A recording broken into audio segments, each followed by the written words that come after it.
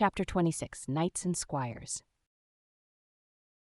The chief mate of the Pequod was Starbuck, a native of Nantucket and a Quaker by descent.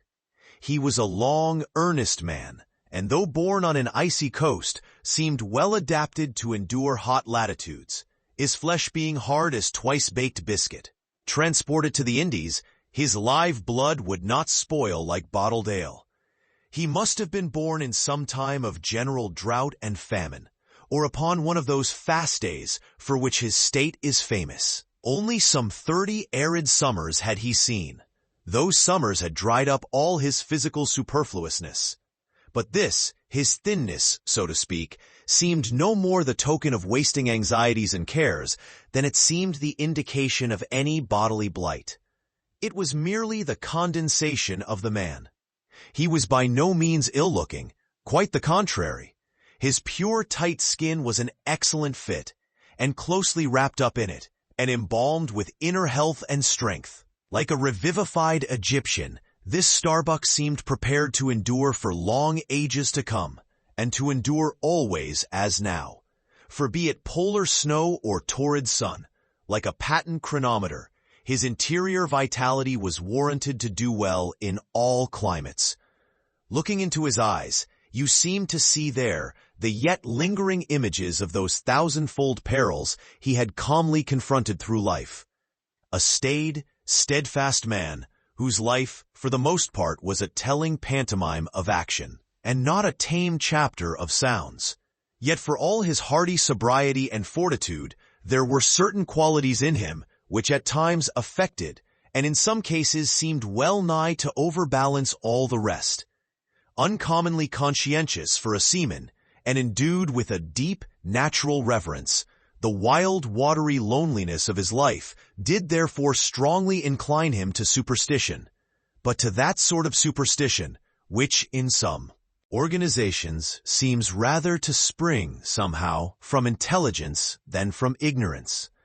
Outward portents and inward presentiments were his, and if at times these things bent the welded iron of his soul, much more did his faraway domestic memories of his young Cape wife and child tend to bend him still more from the original ruggedness of his nature, and open him still further to those latent influences which in some honest-hearted men restrain the gush of daredevil daring so often evinced by others in the more perilous vicissitudes of the fishery. "I will have no man in my boat," said Starbuck, "who is not afraid of a whale." By this he seemed to mean not only that the most reliable and useful courage was that which arises from the fair estimation of the encountered peril, but that an utterly fearless man is a far more dangerous comrade than a coward. "Aye, aye," said Stubb, the second mate, Starbuck, "there is as careful a man as you'll find anywhere in this fishery. But we shall ere long see what that word careful precisely means when used by a man like Stubb, or almost any other whale hunter."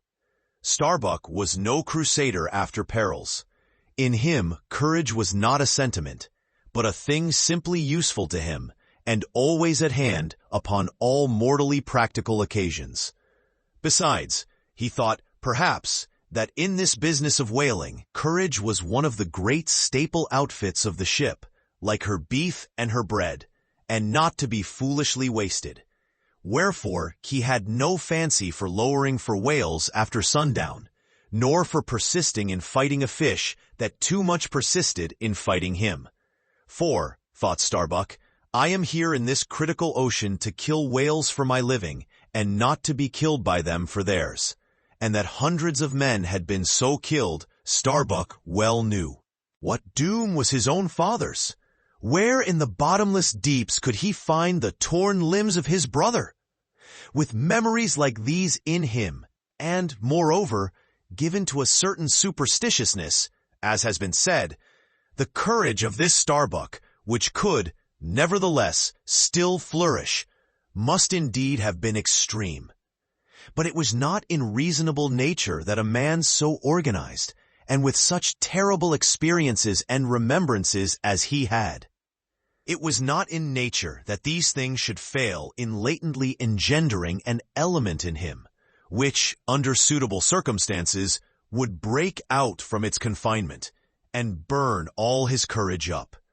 And brave as he might be, it was that sort of bravery chiefly, visible in some intrepid men, which, while generally abiding firm in the conflict with seas, or winds, or whales, or any of the ordinary irrational horrors of the world, yet cannot withstand those more terrific, because more spiritual terrors, which sometimes menace you from the concentrating brow of an enraged and mighty man, but were the coming narrative to reveal in any instance the complete abasement of poor Starbuck's fortitude, scarce might I have the heart to write it, for it is a thing most sorrowful, nay, shocking, to expose the fall of valor in the soul. Men may seem detestable as joint stock companies and nations, knaves, fools, and murderers there may be. Men may have mean and meager faces, but man in the ideal is so noble and so sparkling, such a grand and glowing creature, that over any ignominious blemish in him all his fellows should run to throw their costliest robes. That immaculate manliness we feel within ourselves, so far within us, that it remains intact though all the outer character seem gone, bleeds with keenest anguish at the undraped spectacle of a valor-ruined man. Nor can piety itself, at such a shameful sight, completely stifle her upbraidings against the permitting stars. But this august dignity I treat of is not the dignity of kings and robes, but that abounding dignity which has no robed investiture.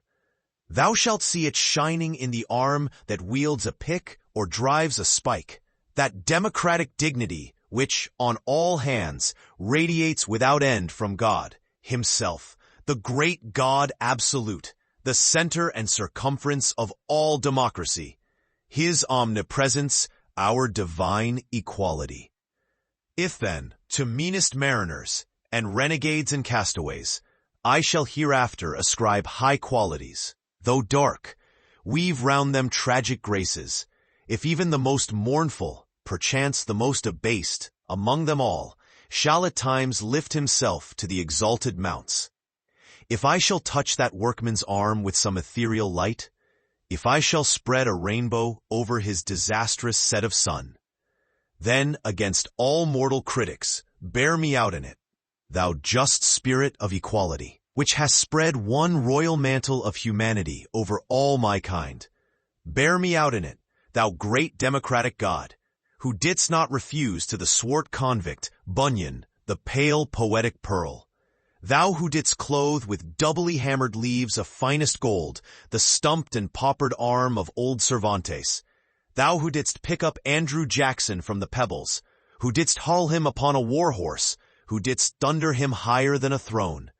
Thou who in all thy mighty earthly marchings ever cullest thy selectest champions from the kingly commons, bear me out in it, O God.